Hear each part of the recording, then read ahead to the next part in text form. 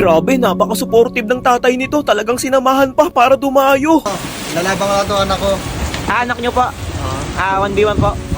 Scope. Lakas po ng bagyo eh. Okay lang po ba yun?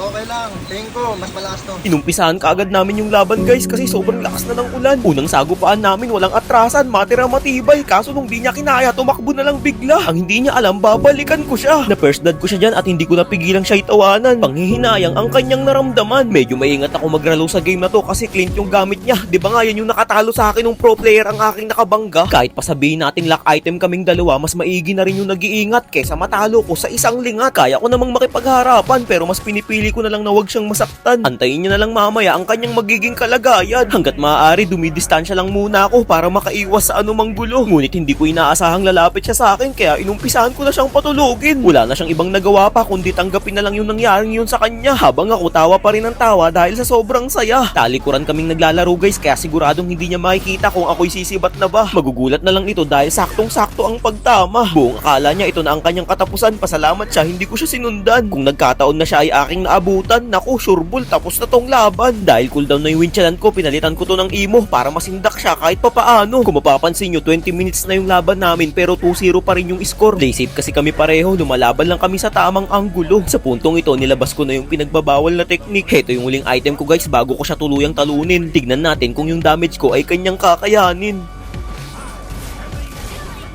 At ayun na nga guys, napakamot na lang siya sa ulo niya dahil sa tindi ng kanyang nakita. Hindi man siya naka-score sa akin, ang importante sinubukan niya pa rin. Higit sa lahat, nandyan palagi yung papa niyang supportive para ako'y kalabanin. Gustuin ko mang wag munang maentong laban na to kaso yung mga minions ko nag-tower lock na. Nice game na lang sa'yo kuya. Nice game. Game. Solid guys. Nanalo pa ako. Sobrang solid din na maglaro. Putik, pinapahirapan ako. Puro palo.